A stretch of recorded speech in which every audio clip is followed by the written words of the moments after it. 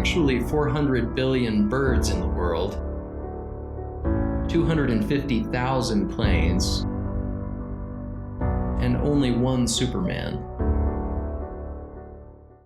So, in answer to your question, probably a bird.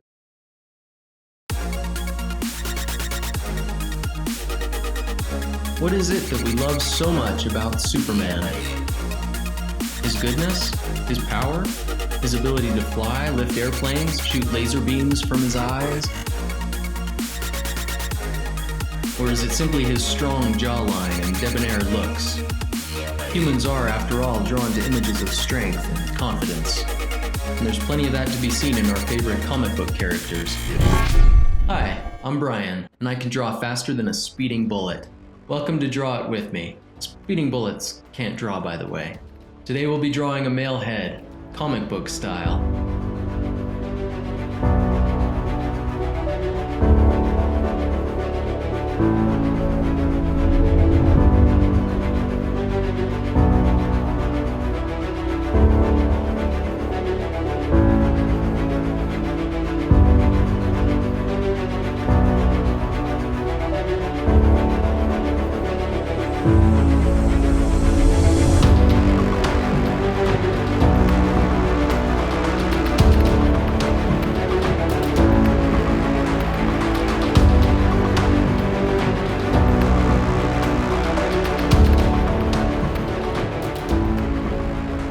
I'm going to take a slightly different approach in my first drawing than I will in my second. First, I'll draw Superman as a good guy, the Superman we all know and love, and a bad guy, hero and villain. The form of the face can be developed through the use of value and tone. The relationships of specific values inform the viewer of the location and strength of the light source. It is ultimately the behavior of light on the head which creates the illusion of form. To better understand how light behaves, we can consider the planes of the head and face. By breaking the face down into simple planes, we can better comprehend how light interacts with our subject. So for our first step, we'll choose a light source and sketch in the planes of the face. First, we will need to determine where on the face to put the eyes. This is easy because the eyes are generally in the middle of the head. Simply shade in two shapes in the center of your eye line. Next, we'll determine the location of the nose shadow. Again, this is easy because the bottom of the nose will exist on a line exactly in the middle of the eye line and the bottom of the chin. Finally, we'll add the mouth ridges. The mouth line fits nicely between the nose line and the bottom of the chin. The recesses around the eyes, under the nose, bottom lip, and chin are mostly shaded with darker values. Areas that protrude, such as the nose, cheekbones, chin, and lower lip, consist mostly of lighter values. So for step 2, we'll adjust and refine the planes and facial features.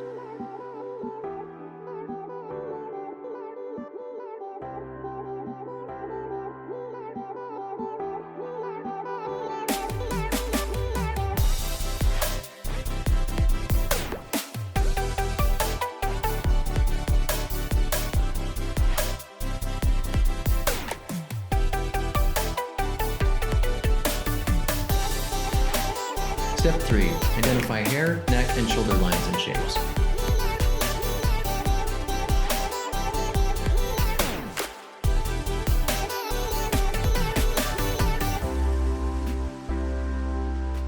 Portrait drawing is an important skill for any artist to know how to do. Drawing the face from the front view is one thing, but drawing the face at 3/4 or in profile view is slightly different. One thing that is important in both types of drawing is understanding the proportions of a human face. For that, I suggest studying not only anatomy books, but also observing and sketching from life. Most people, when asked if you can draw them, won't turn that down, at least in my experience. We will also be creating more videos at Draw It With Me to demonstrate this skill on other subjects. So be sure to subscribe to our channel and keep watching.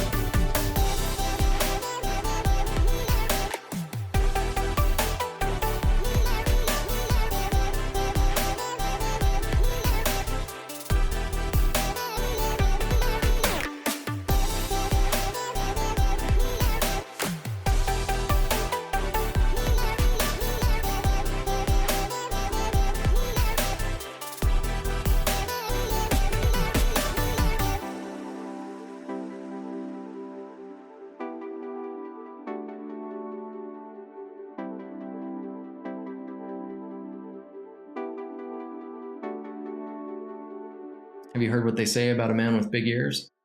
Because he sure has.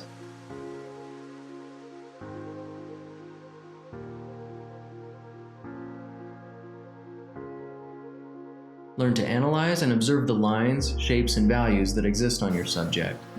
If it doesn't look quite right, continue to problem solve as you go. For step 4, we'll refine our lines and add detail as needed.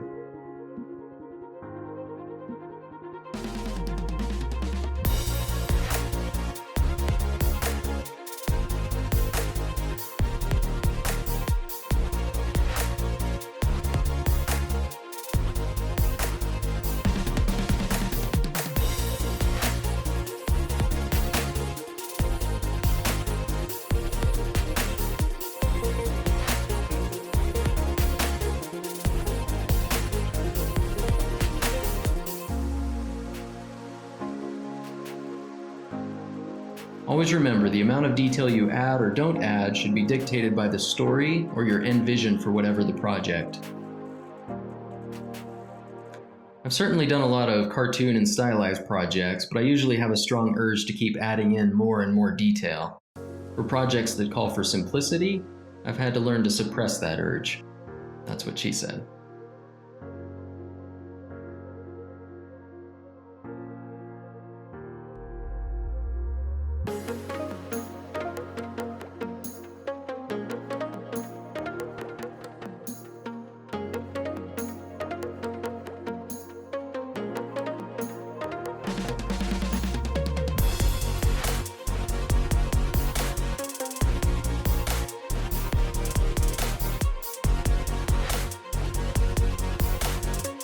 For our fifth and final step in drawing the male head comic book style, we'll simply clean up our lines and intensify the highlights and shadows.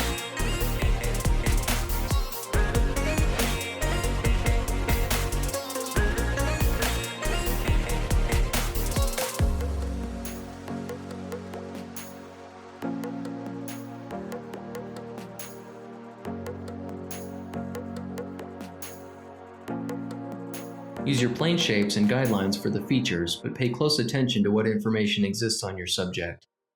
It will take practice to perfect this skill.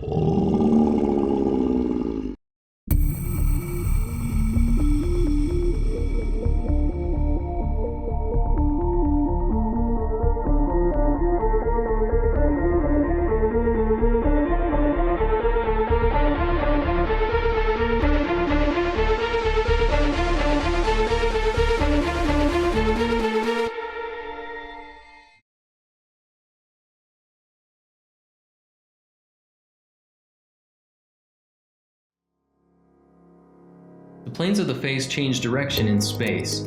These changes in direction produce different values depending on the location and strength of the light source. In most cases, the light source will originate from above. This produces areas of darker tone in locations that recede, and lighter ones in locations that protrude. We'll also start to locate the general shapes of facial features. As you can see, I've given him a powerful jawline, almost with an underbite, slightly protruding forehead, and large eyes for intensification of the comic character. A lot of comic book characters, like caricatures, have exaggerated features, so we'll be going over some of that here, But getting facial proportions correct isn't always easy. It's what separates professional portraits from amateur ones. And it does take practice, so be patient with yourself. Even though exaggerated, realistic human anatomy applies to the best drawn comic figures. General facial and body measurement standards, such as Da Vinci's Universal Man, apply to many of us, but not all of us.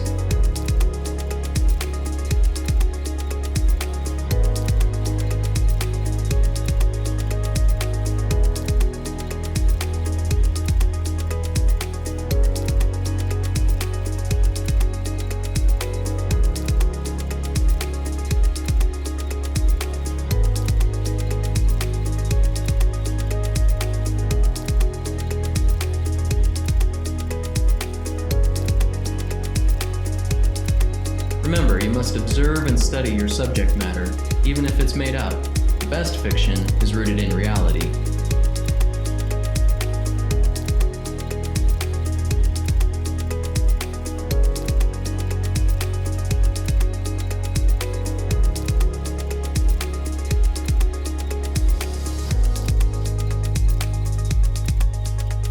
A straight-on front view or side view pose would follow the same steps as this 3/4 view. So the drawing may begin with a simple circle or blocked-in shadow shapes. Those shapes will hold the features of the face.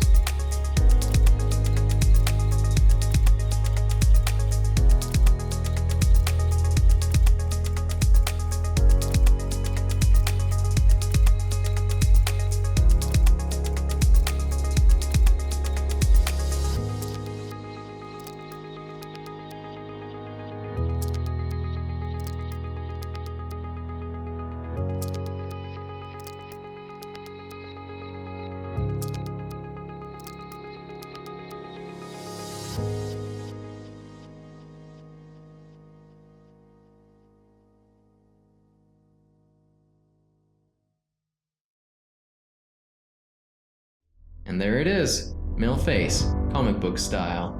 Of course, your superhero face will look slightly different from mine, maybe even better, but that's perfectly fine. As always, keep practicing, and so will I. I'm Brian Hales, thanks for joining me. Take care.